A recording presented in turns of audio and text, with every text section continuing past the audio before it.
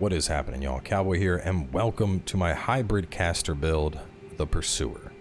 Now, when I say Pursuer, we're not talking about the Dark Souls 2 Pursuer. No, this build has been dubbed after the Pursuer spell from the original Dark Souls, and it does that damn well.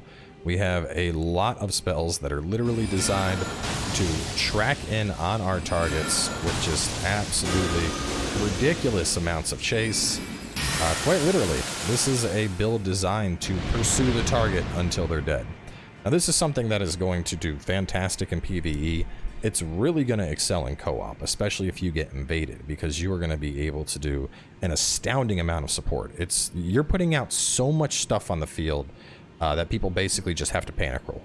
Either they panic roll or they have to hide behind an object to stop all this. And so it gives the host or whoever else is with you a good chance to kind of rush them down and get in damage. But so let's talk about the build. Let's jump on in. First up at stats, 150 as always. Vigor we have up to 60. That is the soft cap there. Mind we have a ton in. Mind is all the way up at 41. Now I want to say we are using a America Source Seal here. You're going to need that just to kind of hit some of the thresholds we're aiming for. And we're going to be casting a lot. As I mentioned, this is a very spammy build. So getting that mind up nice and high is definitely going to be helpful. Endurance is left down at the base. So we have all the way down at 10 with that. Strength and Dex are at 12 each. That gives us the requirements for our weapon. Intelligence and Faith are up at 50 each, and I would like to have those higher. There's actually a breakpoint at 60, and then another breakpoint at 80. So if you decide to level past 150, I would recommend pumping your Intelligence and your Faith up to 80 each. And then Arcane is left down at base, but that's obviously boosted a little bit from the Source Seal. Now, if you want to use some Arcane spells with this, you could, of course, take a couple points out of mine and put them into Arcane. I want to say like the highest, I think, is like a 17 Arcane requirement, at least for the Dragon spells it is. So you could certainly work in those into this build. And that's honestly the best thing about this, is a hybrid caster. It's the caster version of a quality build. You can use whatever you want. You want sorceries, you want incantations, you got the best of both worlds with this. Now, we obviously went for a theme that was designed around chasing people down, a very support-oriented build, but I do want to stress that the strength of this is the flexibility. Use whatever spells you would like with a setup like this, and you're going to have more than enough damage to succeed. So jumping on into the gear, first up, Sword and Knight of Flame. This should be no surprise. This thing is an absolute monster on a build like this. It's basically made for us. Int B, Faith B, DD on Strength Dex. Of course, we have 12, 12, 24, 24 is the requirements. We're up at 701 AR on this. It's one of the legendary armaments. And this thing has a really dirty weapon art. When we go ahead and hit R1, we are doing a Comet Azure Blast. You can't charge it up, but it still will do big damage. And then when you hit R2, you're going to do a Fire Sweep. And that Flame Wave can do some serious damage, but the range is short. So, short range AoE option for when you're rounded. Long range blast for when you're trying to nuke stuff. And this is going to be one of our main go-tos. Honestly, this sword can basically carry you through the game. With a build like this, it just makes it even stronger. Moving on to our casting options, Golden Order Seal and Prince of Death's Staff. Now these are going to be your two go-to, and this is one of the tricky things with a build like this, is you're going to have to swap between two catalysts, because sadly, as far as I know, there's no dual catalyst in this game. But both of these get really high up there. 345 and can't scaling on this. If we went past 50-50, obviously this is just going to get even more ridiculous. And Prince of Deaths goes up to 286 and boosts our death sorceries. So both really solid options. As always, I like to have a parry shield around, but you could also go for like a silver mirror shield if you just want something that's more focused on block. Of course, this has no skill on it, so you could instantly go into your Sword of Night and Flame as well. As for the gear, I went for the Sanguine Noble and the Lord of Blood's Robe. I really wanted a caster look that felt more neutral, you know, a little bit more darks. We're working with death spells and gravity spells, and I think this fit it pretty well. You know, I know this is the Lord of Blood's Robe, but it feels like it's pretty appropriate for a darkness sorcerer. Besides that, Zamor Bracelets and Crucible Greaves just to give us a pinch of poise and a little bit more defense. As for the talismans, Erdtree Favor +2 is a solid pickup here, because our stamina is bare minimum, so this is definitely going to help us all around, you know, getting a little bit of stamina, a little bit of health, a little bit of equip load. And you know, we're so low on endurance that this is like a 2-for-1 deal for us, so it definitely helps out. But as you can see, we could take it off. We don't necessarily need that. We're still medium load, so if you wanted something else, go for it. Moving on from there, America's Source Seal, you're going to need this to make this work. And I know our defenses are like non-existent. We're a sheet of paper. But we have so much flexibility and spell choice, I mean, we should be able to kill everything before it touches us, right? Radigan icon is great here for the spell casting time. We're not using spells that are going to need Godfrey icon, but Radigan is going to work great here. And the majority of the spells I chose were sorceries, so I went for the Graven Mass Talisman. Now, talking about these spell choices in particular, as I mentioned, we're calling this build the Pursuer for a reason. Pretty much every spell in this loadout is designed to pursue and kill our enemies. Let's go to the Giants. I've used the Giants for every showcase. The Giants are fantastic to test stuff out on. Let's go visit the Giants, and I'll show you what a typical run-through with this looks like. But first, let's talk about the spells. Let's talk about what we're doing for our chase. So first up, we have Elden Stars. Now, Elden Stars is easily one of the most obnoxious things in the game to deal with. Little tiny stars that, they're not going to hurt much, but you're usually just rolling all over because you don't want to take damage. A big thing that's chasing you around. On top of that, Collapsing Stars. Collapsing Stars is going to yoink the target towards you, and this actually synergizes really well with Elden, because you'll yoink them on in right around the time Elden is getting ready to explode, and you have a bit of a wombo combo going off there.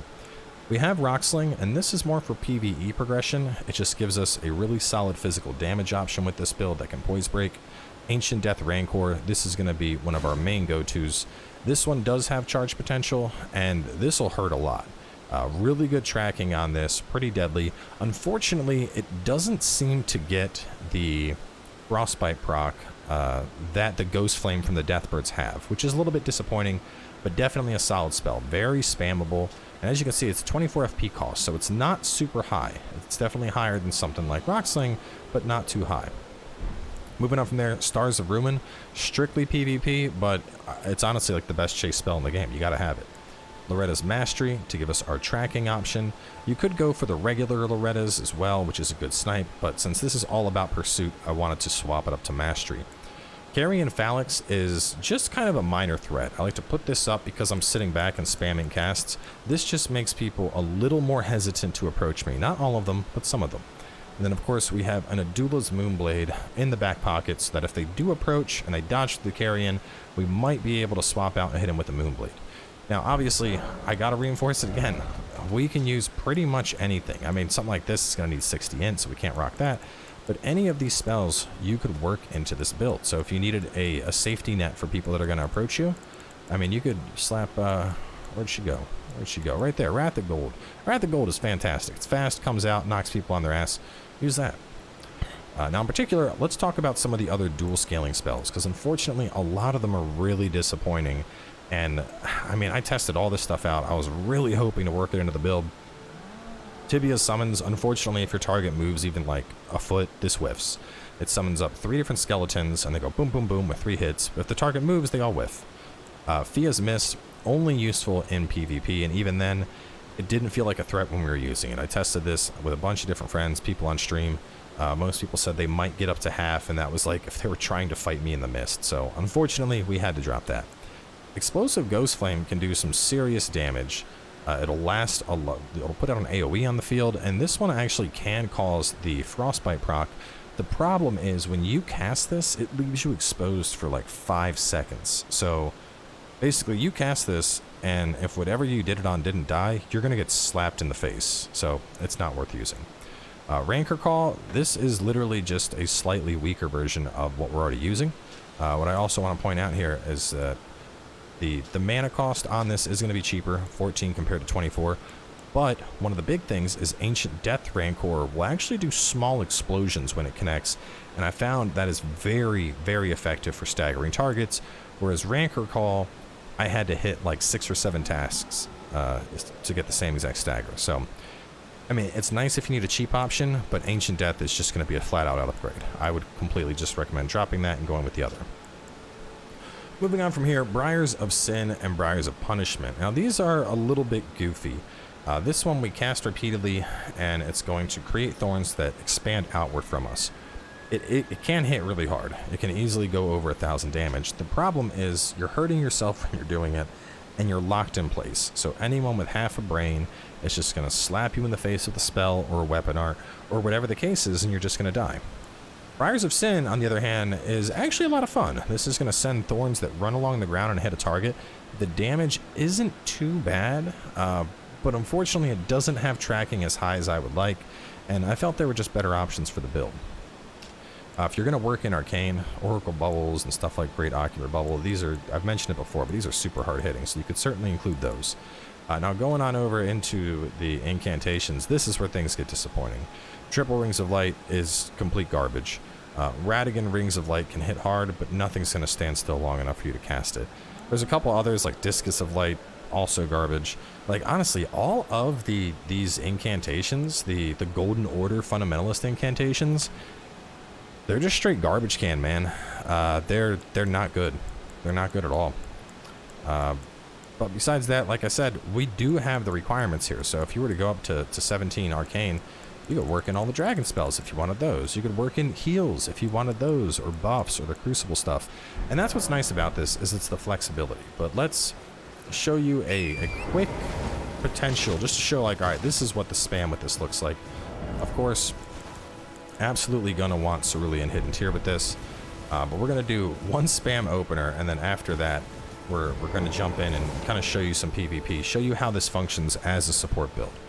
So I like to start with Elden Stars. I don't need collapsing on this guy. So once the Elden's out on the target, toss a couple Ancient Death Rancor out. You can toss a Star of Ruin out. We can toss Collapsing Stars out. We can toss a Rock Sling out. And everything we're doing is just seeking on the target. And, you know, obviously the Giant's not going to really move, but this is a spell that's more designed to, as I mentioned, assist in PvP. So, Ancient Death Rancor, this is one of our main go-tos. Look at that stagger, and look how fast the cast on this is. You can rack up damage very, very fast with this. Look at that, we literally bottomed out our stamina casting. So, very easy to stagger, and basically any boss that has the potential to stagger, Ancient Death Rancor is going to mess it on up. Now as for PvE, Ancient Death Rancor, Adula's Moonblade, Rocksling, these are all really solid options. Stars of Ruin and Collapsing Stars, these are going to be more for PvP. They're more for assisting the host. Collapsing Stars in particular, I don't think it'll even work on this guy because of how big he is. But the other thing is for PvE progression, I mean, we have our Night in Flame. And as I mentioned, this thing hits like a truck. We're getting almost 2,300 damage there.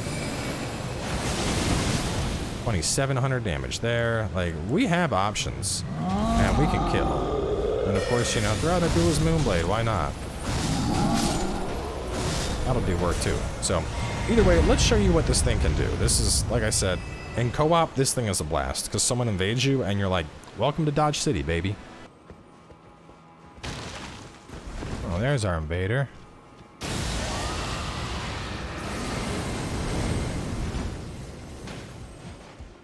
Full spell, bro.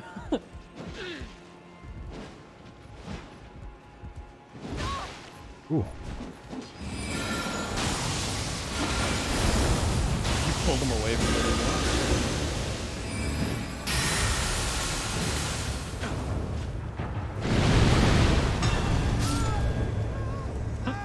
I guess there was another one somewhere that died. Nice. Yeah, Rock Sling will break almost any shield. And that is why we don't try and use that spell in PvP, you doofus.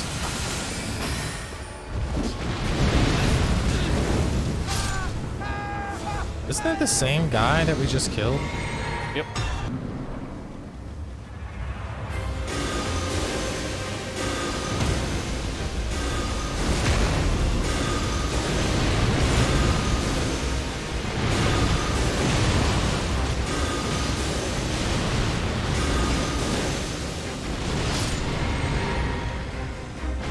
See if I can break the shield on a Crucible Knight.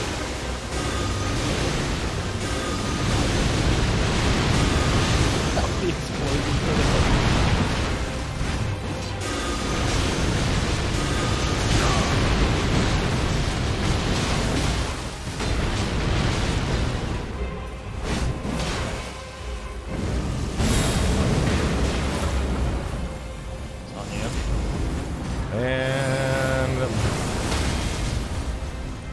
Sit your ass down.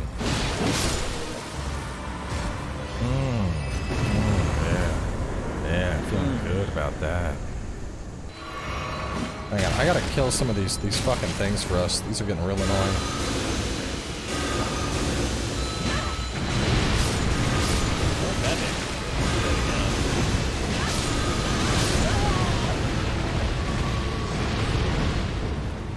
Damn rates.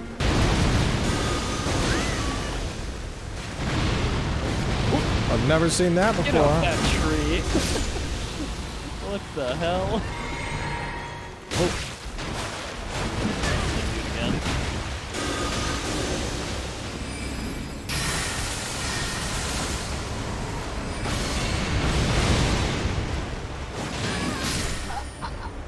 Man, that move is so good.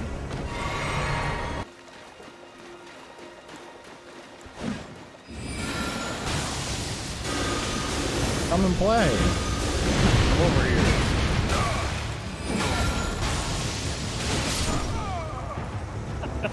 It's such an obnoxious guy. Dude, it's so, cause like, what do you do? I mean, you're either gonna get hit by a weapon, or you're gonna get hit by one of the spells. Like, you can't avoid all this bullshit. Oh, he's actually gonna try and run. Okay, well, here you go. Let's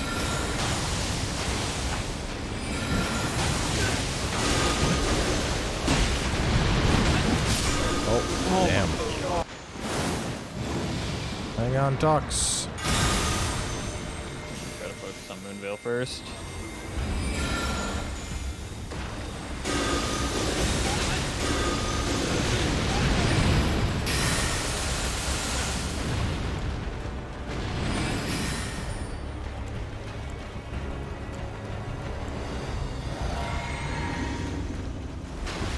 Can't hear me?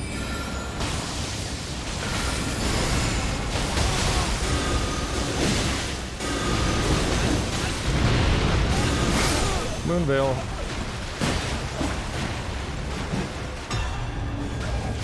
No. No, you need to learn to get good. So good. So that's going to wrap things up for this one. Like I said, definitely a very interesting style, and the flexibility in your spell choices is definitely something that's welcome. And I know a lot of people are talking about leveling more. Like I said, this is the type of build where if you want to take a character and you want to go, you know, make it a monster, going up to like New Game 3, New Game 4, and you just keep leveling up, this could very, very quickly become absolutely absurd. You know, you take your int and your faith up to 80 each, you start working in more endurance so you can go for some heavier armor, and you would have the potential for an extremely terrifying mage. So speaking of terrifying, our next build is exactly that, and we're actually going to catch y'all with that tomorrow. So stay tuned, and I'll see y'all then.